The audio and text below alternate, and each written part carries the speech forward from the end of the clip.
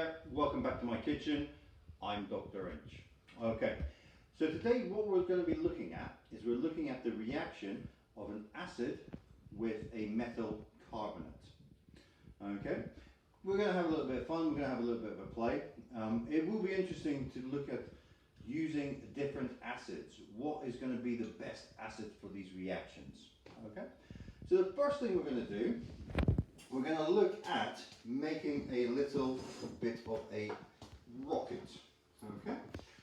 For both of these, what we're going to use, we've got some bicarbonate of soda, but what you can use is you can use indigestion tablets. Okay. Both of these are the same chemical.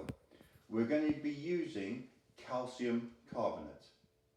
And if you remember, an acid with a metal carbonate gives us a salt plus water plus carbon dioxide. Okay, so the first thing we're going to do, for this one, we don't need very much. What I've got is, this is an old tube from herbs and spices. I think it's actually might have had garlic in it or something. We need it to be airtight so that we can get the little pop from it. Okay, so all we need to do, we do not need very much of anything in this one. Remember, a sign of a chemical reaction is a gas being produced. That gas, when it's in a sealed container, the pressure is going to build up until the pressure pops. So we only need a tiny fraction of the acid. Okay, now what we need is just a little, might even be a quarter of a spoonful, a quarter of a teaspoon of the bicarbonate of soda. So we put that into there, we put our lid on. I'm only putting it in there. Oh, how quick was that? Okay, so what we might want to do, let's try a different acid. Okay, so let's get rid of this one. Need to rinse it out properly. Now, when you're doing this experiment, what you're going to have to do is measure out exactly how much acid you're putting into each one. Okay, that is about the same. This is a nice strong acid. So let's try this one. So again, might have been better using my exact measuring spoons rather than this spoon, but let's go again. So a little bit in there, little bit in there. That doesn't seem to be going quite as fast. Is it going to pop? Is it going to pop? Oh, no, it's not. Oh. That wasn't very good at all. That's a disaster. Let's add a little bit extra. No, not going to work. This is the fun of science. You need to find out what is going to work, what is not going to work.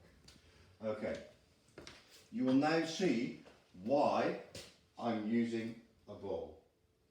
Okay, so this time what I've got a 500 ml Coke bottle. We're going to cheat. We're going to try and make some elephant's toothpaste. So what I'm going to do, I have 250 mils of vinegar again. Again, you can look at different acids.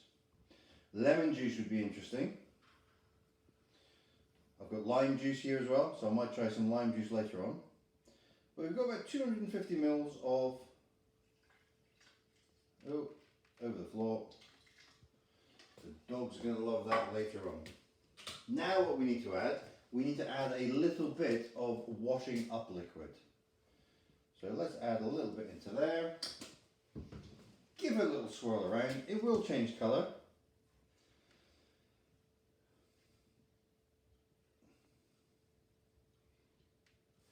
Problem is though, I've added washing up liquid to an acid, so what's that done to it?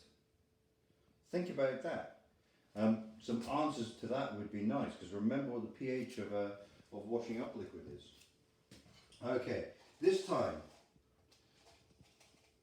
what I'm going to do, I'm going to try and add, if you've got a funnel, even better. I don't have a funnel, so I am probably going to make quite a mess when I do this. And there we go. There is our cheating elephant's toothpaste.